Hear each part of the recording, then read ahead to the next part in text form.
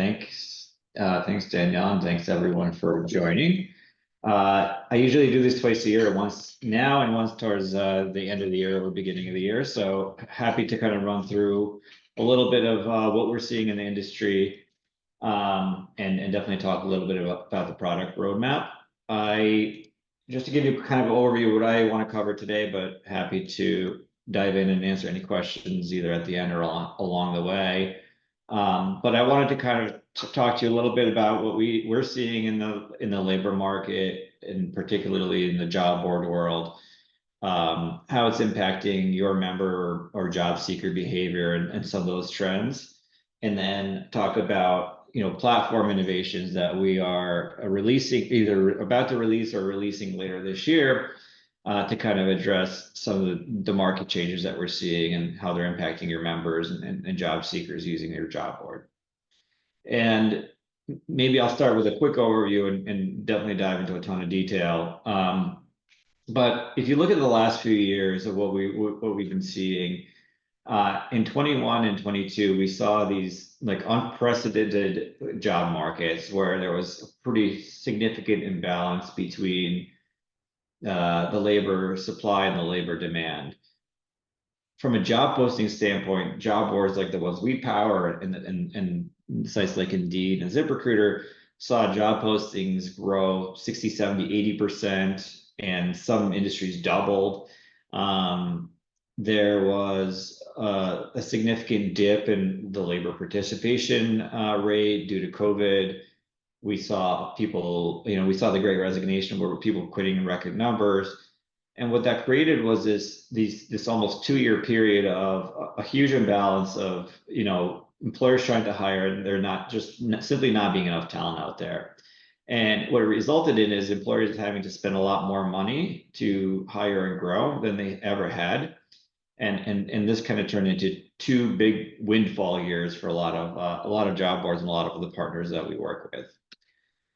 And then in the last couple of years, things have started to kind of return back down to earth. We saw that last year. We even saw that at the tail end of 2022, things started to slow down.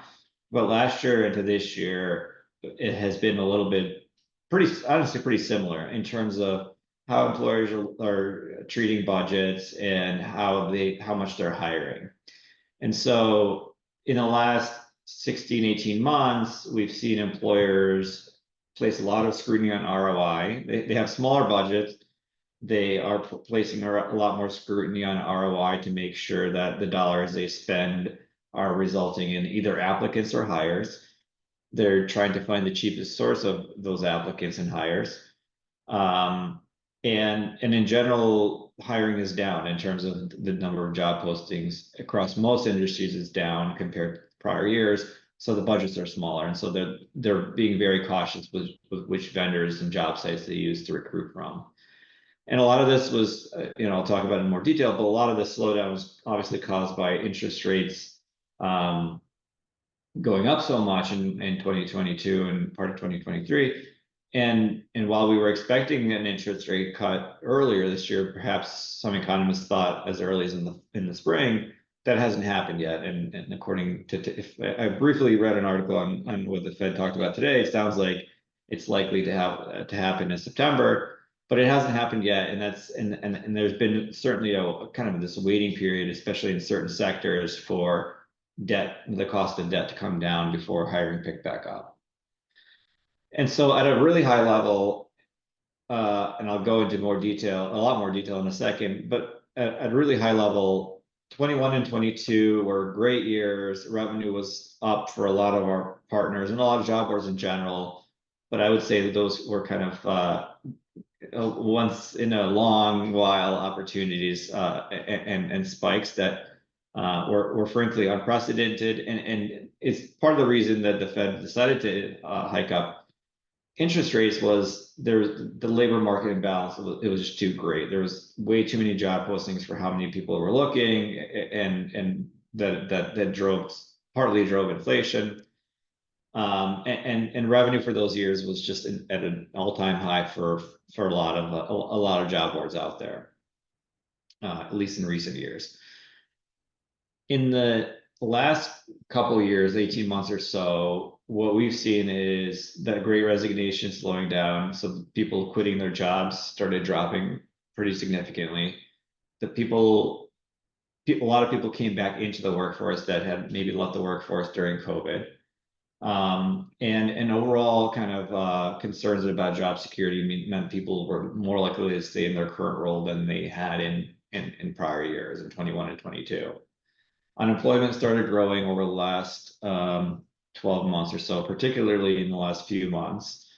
And partly because of that, and partly just due to layoffs and things like that, we've started to see an increase in job seeker traffic across our sites, and many job boards out there have seen it as well, which means all of these things, all these factors combined mean there's been an influx of talent looking for work that wasn't looking for work in the past, or at least not at levels like that before. And combined with lower number of job openings, it's creating kind of a more balanced market where employers have A, less job openings, and B, more applicants. And so it's easier to hire than before and ultimately costs less. And so just to kind of start getting into the nitty gritty, that's the high level overview. But part of the reason we haven't seen the rate cuts is inflation is up until the last few months has been kind of stubbornly stuck at this, just above 3%. And that's part of the reason the Fed hasn't cut rates is that, they're targeting this 2% inflation rate year over year, and they didn't want to necessarily make cuts until they saw evidence that it was trending that way. And it sounds like they're anticipating that, we're moving in the right direction in July into August, where it's likely that come September, we're going to see a cut. But a lot of the industries that grew really quickly over 21 and 22 rely on debt to grow as a company and to hire. And so because inflation is kind of stuck and interest rates are still very high, historically high over the last 10 years, we haven't seen those cuts. And I think as soon as we do, and I'll talk about some of the sectors that we think will get impacted first in a positive way, but as soon as we see those cuts, I think certain industries are going to start picking hiring back up. So in addition to inflation, there's been an influx, I mentioned, of labor into the market, and there's kind of several different buckets that's coming from. The Bureau of Labor Statistics puts out this relatively key metric, the prime age labor participation rate. And the prime age in this bucket is 25 to 54 years old. And during COVID, that dropped dramatically. And it took a long time to get back to pre-COVID levels. And we finally got back there at the first or second quarter of last year, back to pre-COVID levels. And now we're pretty well above it. And so there's more people participating in the labor market than there were pre-COVID. So again, a lot more competition for a smaller number of job openings. And the great resignation that we saw in 21 going into 2022, where almost 47 million people left their job, typically for a better one in terms of pay at least, that great resignation is over. And that's largely been driven by news of layoffs of people, especially in the tech sector. Initially, we started hearing about layoffs. Job seekers started to get, cold feet about making a move because they heard stories of, a colleague going to another company, and then that company had a layoff a couple months later, and they became unemployed, and it became harder and harder to find a job, or longer and longer. And so that resignation rate that peaked in 21 and 22, it was historically high, is now back to pre-pandemic levels. And so what that means is in 21 and 22, employers were seeing people leave in record numbers, and to just stay neutral in terms of headcount, they had to hire to offset all the people leaving, and then on top of that, hire to grow in terms of headcount. Now they're seeing a significantly smaller number of people leaving and quitting than they had in the past, and is back to kind of pre-pandemic levels, which are a lot more manageable for companies um, to work around. And so that's all that is also leading to a kind of a decrease in the number of job openings that are open out there. And overall, I've already alluded to it, but hiring is down overall across pretty much every industry compared to 2021 and 2022. So here, again, this is from the BLS, but the black line here is just job openings across every industry. Certain industries have, had huge spikes in hiring, well above the average. But many of those have been affected the most and the fastest the last 16, 18 months. But nearly every single industry, or actually every single industry almost, is the hiring is down compared to prior years. There's just simply less job postings in most verticals than there were in prior years. And in addition to that, so and your members and your job seekers are seeing that. So they're nervous to leave. They see that there's less opportunities out there. But another thing that they're experiencing is they're worried about their current employer. They want to they're worried that their company might be the next one to announce a round of layoffs, or there was already a round of layoffs and they're worried that there's going to be another one. And Glassdoor, which many of you know, surveys job seekers about specific companies that they work for. They collect salary information, reviews, and things like that. They also survey employees about the confidence of the company that they're working for. And historically, that confidence was growing, particularly in 21 and 22. And then over the last 18 months, it's visibly dropped and significantly dropped. And even the people that are staying in their current role are kind of worried about what's next. There's been a small uptick in the last couple of months, but jury is still out how that's going to trend the rest of the year. But job seekers are the confidence of how well they think their company's doing is also dropping. And so, and on top of that, what we saw in this partially contributed to inflation. What we saw in 21 and 22 was kind of this dramatic growth in wages. And BLS puts out data around high, middle, and lower skilled workers, and every one of those categories had pretty dramatic wage growth. And that's starting to come down and clearly trending down to pre-pandemic levels of, more healthy 3% wage growth. Whereas in prior years, certain type of groups of people or workers saw 5, 6, 7% growth. A lot of that has come down. It's still elevated actually, but it's starting to come down pretty quickly. And the middle skilled workers are the ones that are seeing it the most and the fastest. I'll talk about each group of people, workers, in a second here, and why that might be. And so, if you want to kind of visualize what that looks like, or kind of understand where we were and where we are today. At the peak, when we had the most job openings and compared to the number of people unemployed, was somewhere in Q1 of 2022. And at that time, there was 2 jobs for every single person that was looking for work, that was unemployed.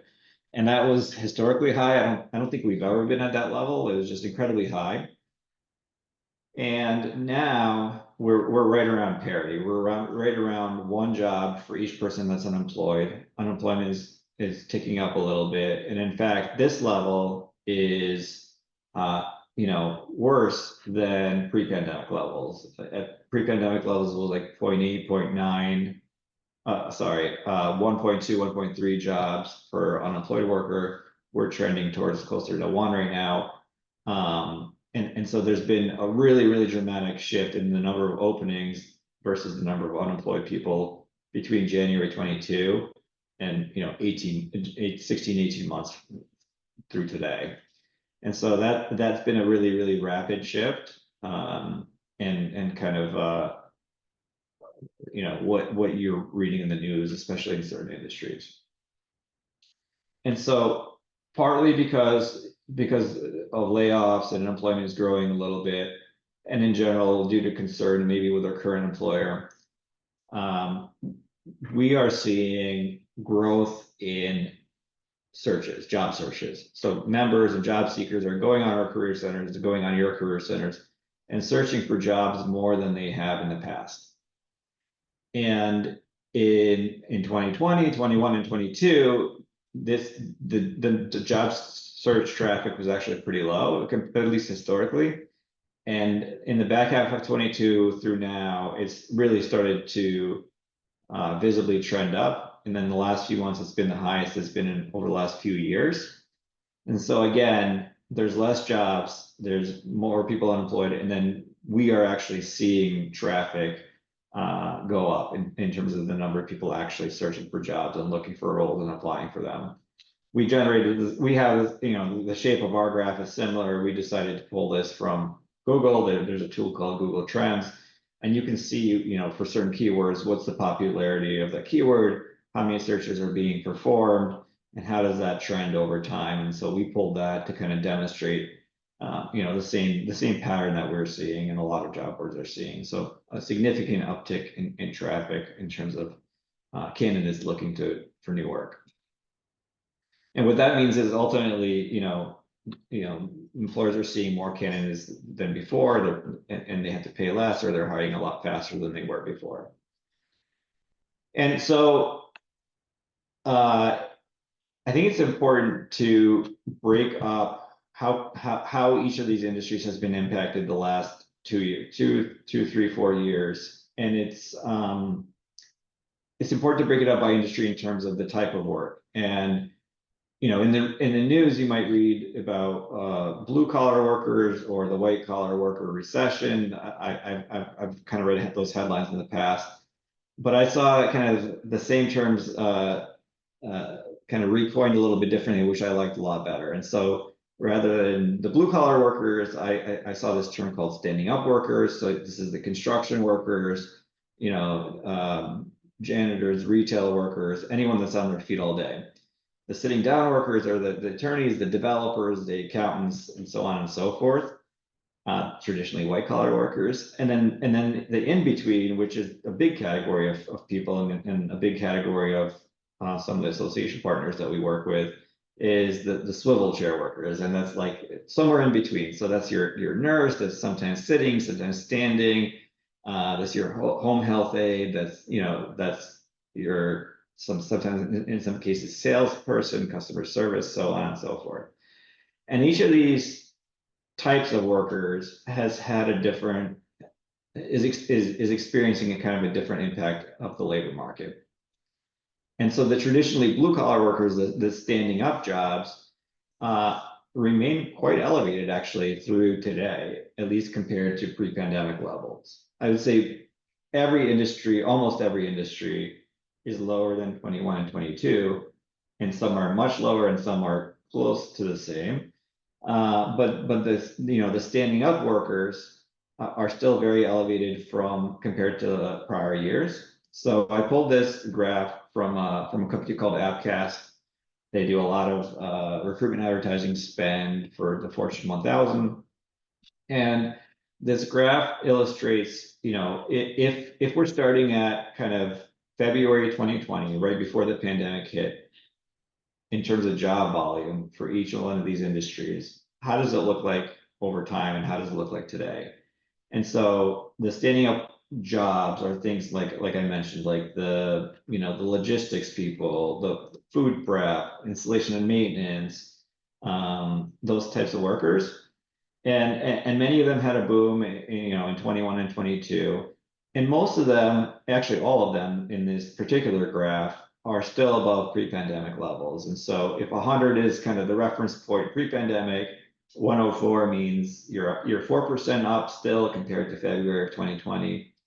And some are as much as 23% up. And so these industries are still quite competitive.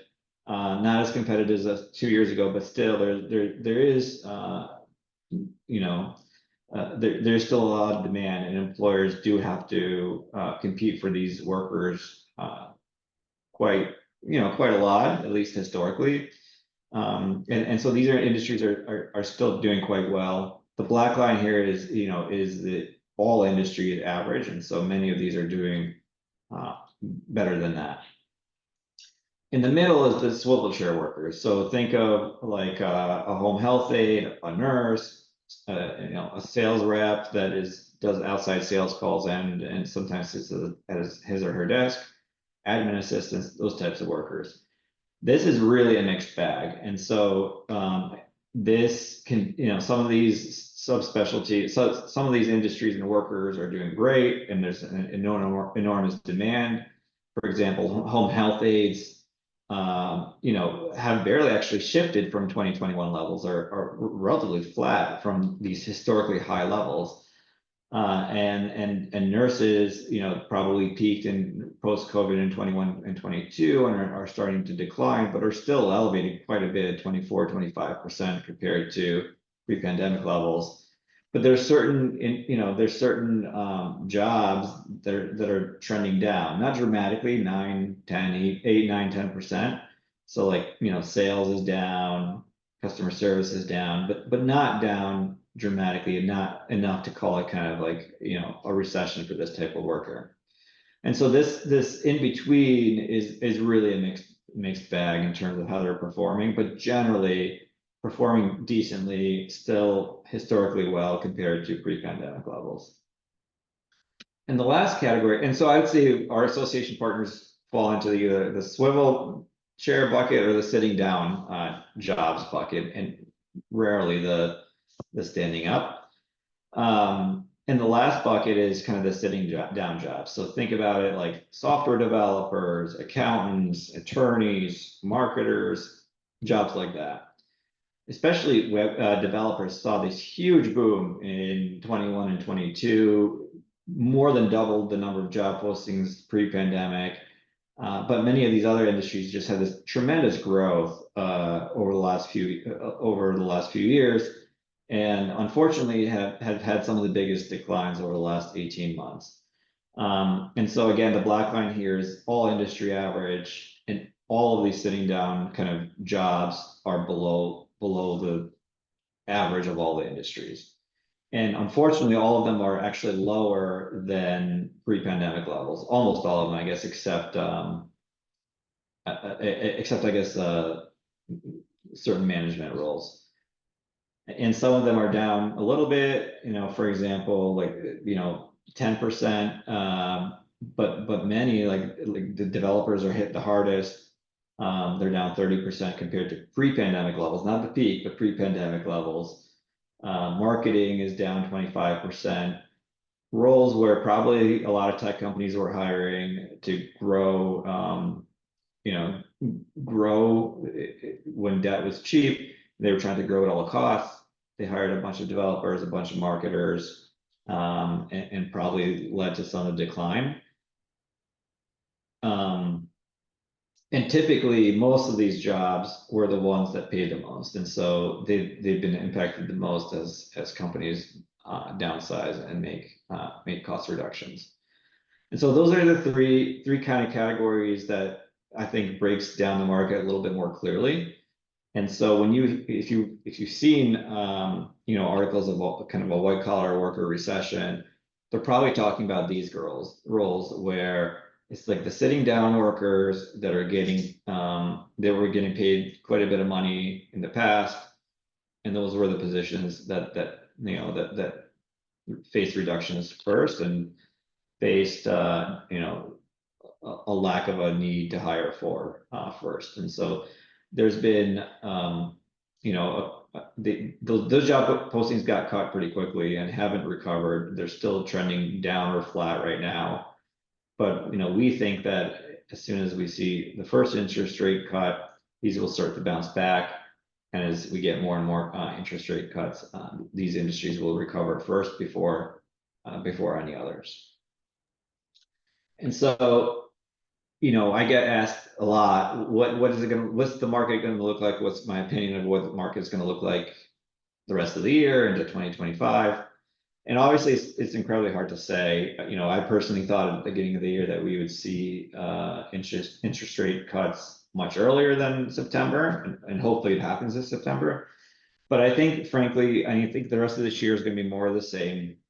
So relatively flat or down single digits compared to last year, until we see that first interest rate cut. And then I think that these kind of sitting down jobs will start to recover and have year-over-year growth in terms of job posting volume. And then maybe those kind of swivel chair jobs that saw some reductions compared to pre-pandemic levels will start to come back as well. And the more, as the cuts hopefully accelerate into 2025, these industries start to recover and we start to see growth compared to prior years and ideally compared to late 2019, early 2020. And so that is kind of a quick update on what we're seeing in the labor market. I'm happy to kind of have a discussion in a second, but I wanted to also talk about, from a platform standpoint, what we're doing to kind of address the needs of your members in this market. And sometimes it's about very challenging market. A lot of members and job seekers are having a hard time finding work, particularly new grads. But even people that had gotten laid off are taking longer to find new work. Sometimes instead of weeks, it's many months. And so we feel like you as an association should be the center of everything related to your members' career, not just when they're actively looking for a job, but kind of at every stage. And especially right now, when you're entry level, early stage members are looking to figure out how to get their job, how to interview, how to kind of explore different career paths. We think that they should come to you as that resource. And so that's how we look at the platform holistically. And that's kind of driven the roadmap for some of the things that we are releasing. And so one of the things that we may have, Danielle and her team may have talked to some of you already. This is one of the things we're really excited about. It's actually live for some customers. We're about to make it live for everyone. But one of the things that we're really looking forward to releasing is what we call career guides. And this is, from a career development standpoint, and for you as the association, a member isn't always looking for work and doesn't always need help getting a job. And so this is one resource of many to kind of capture that whole journey, that whole career journey that's cyclical. And we want to provide kind of guides to them of, if they're looking to go from point A to point B, what do they need to get there, and what does that look like? And so it's about telling them how to sharpen their skills, how to find actually new jobs, what are the skills required for that job, what is the experience that's required. And so we, as a company, we have a tremendous amount of labor market data on tens of thousands of job titles across all kinds of industries. And we do that by actually going to companies and career sites, scraping that data, and we're processing 3 to 5 million jobs a day that we scrape in. We extract job titles, we extract salary, we extract common benefits, what skills are required for each role. And we aggregate that and make it industry specific to your association. And so these career guides, for example, if you're looking to become an accountant as an entry level role, we would give you a job overview, what that role is, what skills you need specific to your industry, what education is required typically, what are the common benefits for this role, what is the salary range in your area, or if you're looking to move, which states pay the most, or what in terms of if you can budget pay versus cost of living. And then we have a bunch of other things that couldn't fit in the screen, but think things like, what are the common interview questions for this role? What are the common job descriptions? And a bunch of other things that we're going to kind of email out to all our partners really shortly to kind of fully describe what the career guides do. But this is one thing that has been brewing on, on our plate, and we're really excited to release that. We are anticipating that this will go live for all of our customers in August. The other innovation that we've worked on, and again, some early adopters already have this, is what we call interview coach. So particularly now, if your members are, new grads that haven't necessarily been through the rigors of interviews, or someone that's been in a role for a long time, hasn't been in an interview in a long time, they may need a little bit of coaching on how to get, through a phone screen, then the second interview, then the third. And so we've created a tool called Interview Coach. And using some of the information that I just mentioned, labor market data and AI, we can take the job title that your member is applying to. They can type that in. They can actually copy and paste the actual description. And then we will generate a bunch of interview questions. So we'll have a whole section on skill-based questions, behavioral, and so on and so forth. And your member can actually choose whether they want kind of easy, middle, or difficult questions. And so for a phone screen, it might be on the easier or medium side. And as they progress down the interview path, they'll get harder and harder. And so they can kind of generate these questions, and we give them suggested answers. And so at a bare minimum, they can see, hey, what questions might I get asked that I didn't think of?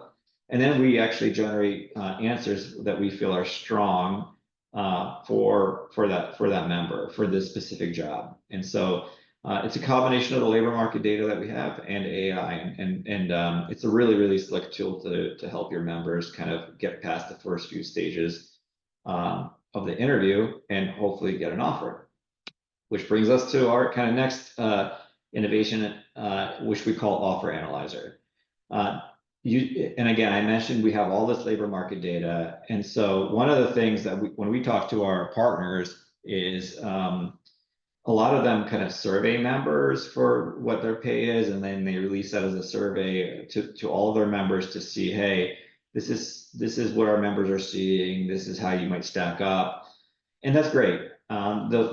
The problem with that is A, it's very expensive to survey your members. B, it's not always location specific, or you don't have enough data points around a certain location to know if it's, if you have outliers or not.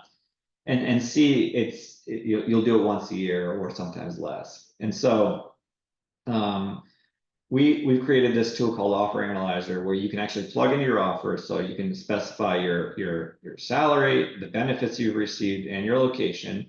And we will show you kind of on a graph where you land. So are you in the middle, are you in the average? Are you a little bit above average, a little bit below? And if we feel like you haven't received a competitive offer, we will actually create, we've already created actually resources that we can give to your members, like how to negotiate a better offer, or articles on how to kind of navigate the next steps of kind of hopefully getting a better offer. And so again, following the theme of helping your members, probably during one of the harder labor markets that they've experienced over the last few years, this is one more tool that we're offering to all of our partners, so that we can help get your members the right role and fair pay here in this case. And for your early stage members, and so those three things, career guides, Offer Analyzer, and the interview coach, those are all kind of completed. We're rolling those all out in August. This one, which we call mentor matching, is getting rolled out in late Q3 or early Q4. And for many of you, the whole reason we built this tool and this module is because a lot of our partners have done mentoring and it's been really challenging for them, partly because there's a lot of work. A lot of our partners, set up spreadsheets. So there's a lot of manual effort. And so what we've done is created a tool where usually your earlier stage members will sign up as mentees, I'm sorry, and then your later stage members in their career will sign up as mentors. And our technology does the matching for them, and they can do things like schedule time, set goals. We've actually created a bunch of articles on how to make sure that the mentor-mentee relationship continues. And for you as the association, we provide a bunch of kind of engagement metrics and dashboards and reporting to show, the usage of this mentorship tool. And so we feel like this is really important, particularly because your early stage members right now are probably having a hard time getting their first job. And so having that mentor-mentee relationship is really, really important. And we know that you as the association don't have a lot of, don't have a lot of time. And these can be really labor intensive. And so we've created a tool to automate a lot of that. And then the other thing that's really, really, I think is really, really slick and coming a little bit later this year is what we call application assist. And so following the AI theme, we're doing one more AI thing, which is kind of screening the resume and the cover letter that the member is using to apply to a job. And so for those of you who don't know, well, I think everyone knows, knowingly or not, that when you apply to a job, many employers have their own special software called an applicant tracking system that will ask you for your name and email, sometimes many times to upload a resume. They might ask you for a bunch of like screening questions, whether you to kind of see whether you fit the basic requirements of the job. What many members don't know is when they apply through these applicant tracking systems, 90 to 95% of the time, their application doesn't ever get seen by a human. It is automatically filtered out using technology so that a recruiter doesn't have to look at 500 applications when they need to really look at 50 of them.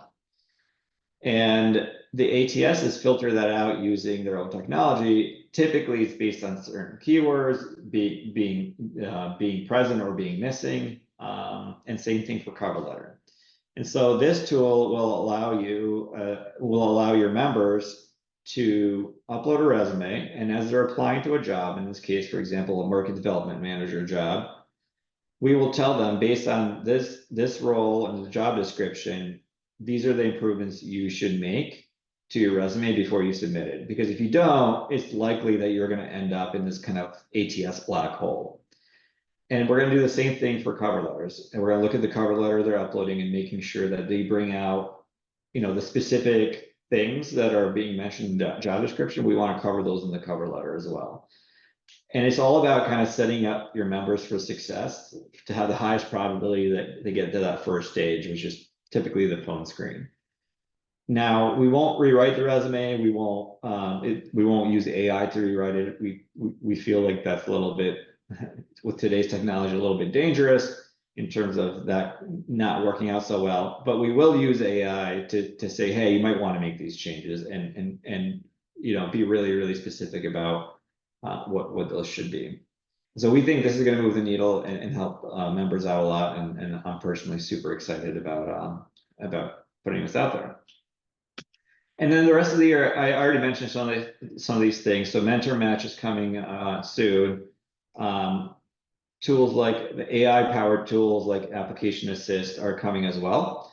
For many of you that use Community and Higher Logic, we are planning to continue to further that integration of the two products together. So it's already really robust, but we have some really exciting things coming down the pipeline between the two companies. And then from a revenue standpoint, one of the things that we're going to be releasing is more enhanced employer branding. So to be able to charge a premium for that and generate additional revenue on the employer side. And in many instances, there's companies that maybe aren't actively hiring every single month, but want that exposure in front of your members to kind of brand them so that when they do start hiring, that job seekers think of them first. And so that employer branding product is coming towards the end of this year, and that we're really, really excited about. So that is everything I have at least formally prepared in terms of slides. Would love any questions or discussion that anyone has. Okay, it looks like we have one question from Asha right now. Do you have any specific info for trends for allied health, for example, SLP, OT, PT? And I would imagine this is the swivel bucket. Yeah. I don't have SLP. I don't have the data off the top of my head. But I can get back to you. No, it'll probably be, yeah, it'd probably be like, I don't think I can get to the SLP level of granularity, but maybe like allied health, yeah. Perfect. I don't see any other questions. What I'm going to do, I'm going to unmute people or give you the like the ability to talk. I know we've done this in the past and it it works out. Just give me 1 minute. Okay. Feel free to type in or just speak up. Is this working for people? Abner, are you able to talk? It works. It works. Okay. You Oh, can hear there. me. All right. Yeah, if there's anything specific that you would hope to hear for, I guess, a follow-up, even on product or any of the information that Alexey threw out here, we're happy to, to take that for next time as well. Hi, Danielle. It's John Gordon with the National Association of Black Social Worker. How are you all today? Hey, John. Hey, John. So, kind of a quick question, and it pertains to maybe how user-friendly is, I guess, the job assist tool is when job seekers go on, for example, when they access the link on our website. Is it pretty easy to navigate in terms of just because that's an important piece to know that not all, the applicants, particular resumes are looked at so that they are able to, include or incorporate all the information necessary so that, theirs get to the top. Yeah, I think I'm going to defer to the architect of that feature, who looks a lot like me. So Alexander, you want to chime in on that since Yeah, sure. that's on the roadmap here? Yeah, so I think when we process, when we're still tweaking tweaking the feature to make sure it kind of delivers on what we're trying to accomplish here. But one of the things that we're trying to get the AI to do is make recommendations on it compares your resume to the actual job description that you're applying for. And so it pulls out from the job description the skills and the requirements and things like that that employers are looking for, or the employer for that specific job is looking for that you're applying for. So it compares those requirements against what's in your resume. And the kind of recommendations it pulls out are, here's some of the skills that the job description mentions, and here's the ones that you don't mention in your resume at all. If you have them, you should include them, or you should highlight these skills in these ways, like in your most recent job, in your most recent position, for example. And the other thing that we are extracting from it, we're trying to extract from the feedback from the AI system is, yeah, like, did you use these kind of keywords that ATS filters pick up? So that's one of the other problems that we're trying to do. So still some tweaking to be done, but what we've kind of tinkered with so far is very promising. All right, thank you. Yep. And it looks like we have some questions actually in the chat. So Melanie is asking when the career guide and interview coach will be available. And then to piggyback on that, how do you go about personalizing that for a specific industry? So career guides and interview coach, they're getting rolled out for customers in August. So by late August, everyone will have it that wants it. In terms of personalizing the both tools, so for career guides we do it based on a very, very large list of job titles that we track and generate content for. So we have over 50,000 job titles that we have looked for in terms of skills, education requirements, experience levels, salary data, that kind of thing. If you need to get more granular than what we have, then we could certainly expand that database and continue to grow and collect that data on an ongoing basis. So it's something that we can grow with you if there's something that's missing. But we should, in most cases, have a good basis for a starting point for those. For the interview coach, it's a little more dynamic than that. What we do there is we collect the job title that you're actually applying for, the job description, and the company name. And the more you don't have to put in all the information. The only thing you have to put in is the job title. But the more you put in, the better it works. And we run that through AI and generate questions that you might expect to have in an interview in 3 or 4 or 5 different categories, like technical skills, company specific questions, things like that. And there's I think 5 questions per category, and with 3 different like difficulty levels from easy to difficult. So that one is more flexible because it's a little bit less structured. And if any of you want to see this in person, obviously you can contact Daniela or a customer success manager, but a bunch of us on this call from the Web Scribble side are going to be at ASE annual. So we would love to see you all of you in person as long as you're going to be able to make the event.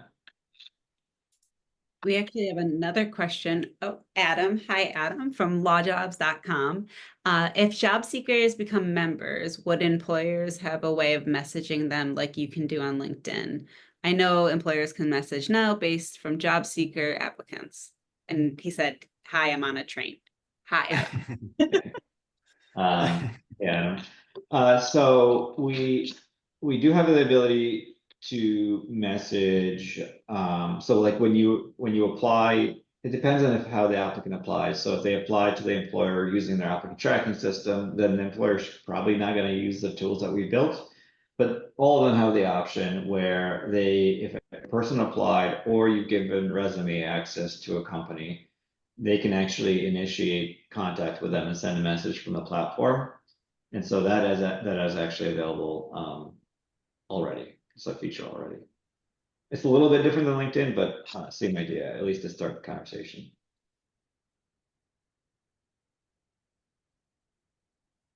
Okay.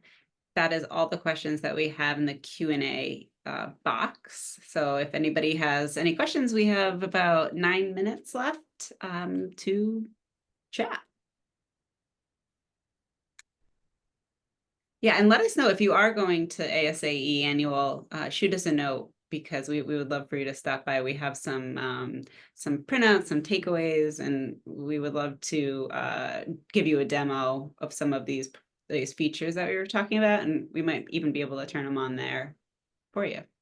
And I guess we didn't lead or mention this, but this is all included in the platform. We're not charging extra for this, so definitely want to encourage everyone to take advantage of these.